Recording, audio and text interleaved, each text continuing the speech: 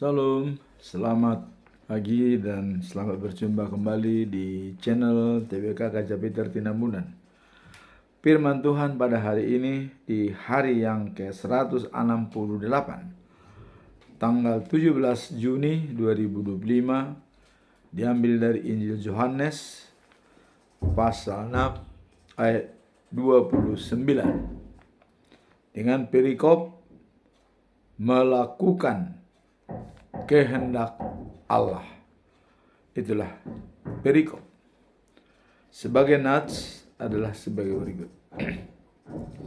Jawab Yesus kepada mereka, inilah pekerjaan yang dikehendaki Allah, yaitu hendaklah kamu percaya kepada Dia yang telah diutus Allah. Demikian firman Tuhan. Sebagai pedoman kita dalam bulan Juni, kita tetap menyampaikan yaitu transformasi spiritual dari hidup lama menjadi hidup baru bersama-sama dengan Yesus Kristus. Dan selanjutnya untuk menjadi saluran berkat karena telah menerima anugerah dan berkat dari Tuhan. Jadi dari hidup lama dalam dosa menjadi hidup baru bersama dengan Yesus Kristus. Sekarang kita masuk dalam perikop hari ini, yaitu melakukan kehendak Allah. Apa dimaksud dengan melakukan kehendak Allah? Kemudian dalam Yohanes pasal 6 ayat 29, apa latar belakang daripada ayat tersebut? Ayat ini menekankan bahwa pekerjaan yang harus dilakukan manusia adalah percaya kepada Dia yang diutus oleh Allah, yaitu Yesus Kristus. Jadi tugas manusia atau pekerjaan manusia yang utama adalah percaya kepada Yesus. Ini perintah daripada Allah. Dalam konteks ini, Allah mengingatkan hubungan iman yang autentik dari kita sebagai pengikutnya. Jadi ada hubungan yang autentik, artinya yang jelas antara kita dengan pengikut Tuhan. Itu harus diwujud nyatakan dengan jelas. Nah, ayat ini muncul dalam konteks kisah Yesus memberi makan dalam 5.000 orang dengan 5 roti dan 2 ikan. Artinya dengan memberi makan 5.000 orang, ya, dan hanya dengan 5 roti dan 2 ikan. Ini sungguh tidak masuk akal. Nah, disinilah memperkuat bahwa Yesus adalah utusan Allah yang mampu berbuat apa saja. Nah, disinilah dikatakan bahwa pekerjaan manusia adalah percaya kepada Yesus yang diutus oleh Allah. Nah, kemudian banyak mencarinya dengan maksud memperoleh lebih banyak mujizat. Jadi pada saat itu, waktu Yesus telah selesai membuat mujizat yang sangat spektakuler, yaitu memberi makan 5.000 orang dengan 2 ikan dan 5 roti, ini sangat-sangat spektakuler. Jadi banyak mencari Dia sehingga masih ingin mujizat yang lebih dahsyat lagi. Ya. Nah, itu tertulis dalam Yohanes pasal 6 ayat 1 sampai dengan yang ke-15. Ya. Kemudian Yesus, ya, mengatakan bahwa roti yang diberikan adalah simbol dari dirinya sebagai roti hidup. Jadi roti yang diberikan itu kepada semua yang makan bisa 5.000 orang, itu adalah merupakan simbol bahwa Yesuslah roti hidup. Artinya yang bisa memberikan kehidupan kepada siapapun. Dibuktikan dengan 5.000 orang. Inilah maksudnya bahwa Yesus akan menjadi simbol sebagai roti hidup.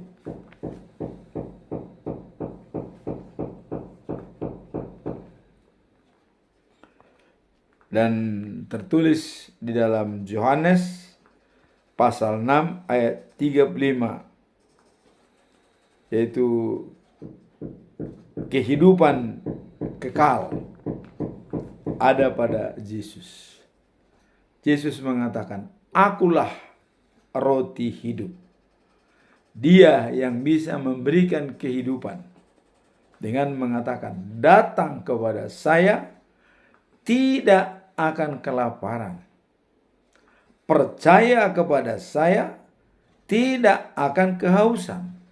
Jadi kebutuhan primer pada diri manusia, yaitu makan dan minum, itu bisa diberikan oleh Tuhan. Tapi yang jelas dari segi fisik pun itu sudah dijadikan waktu memberikan makan 5.000 orang. Dan juga waktu Allah memberi makan daripada bangsa Israel waktu dari Mesir sampai ke Kanaan dengan memberikan manna dan burung puyuh. Itu sudah nyata bahwa Allah itu adalah sumber kehidupan.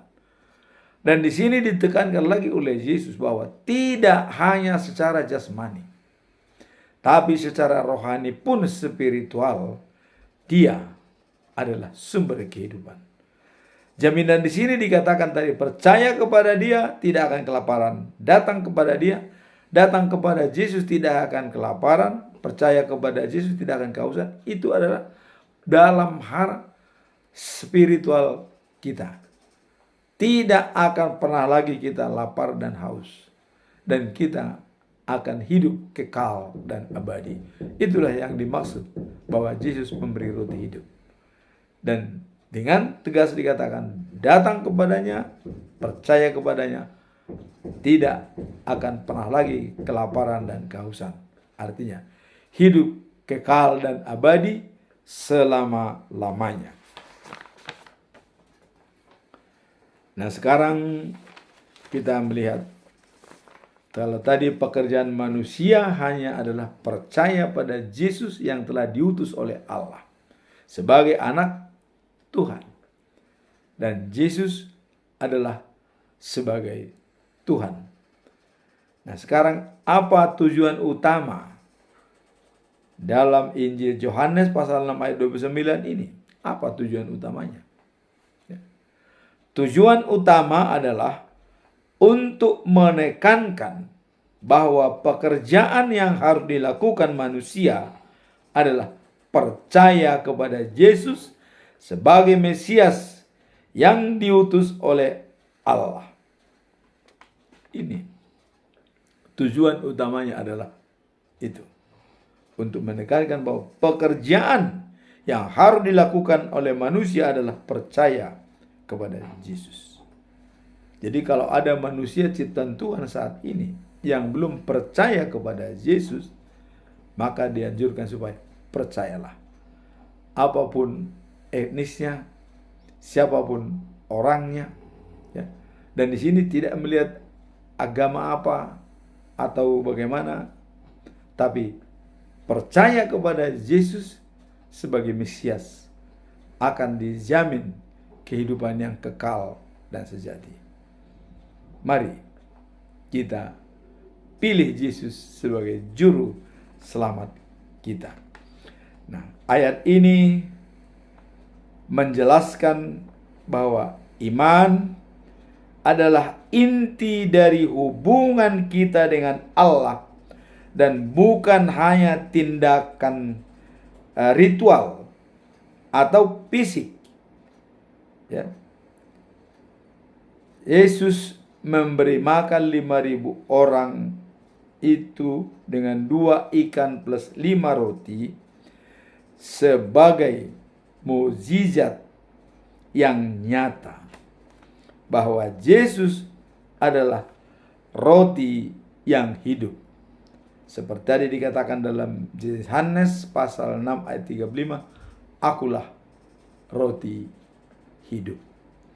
Jadi baik secara fisik maupun secara rohani, Yesus dapat memberinya yang terbaik.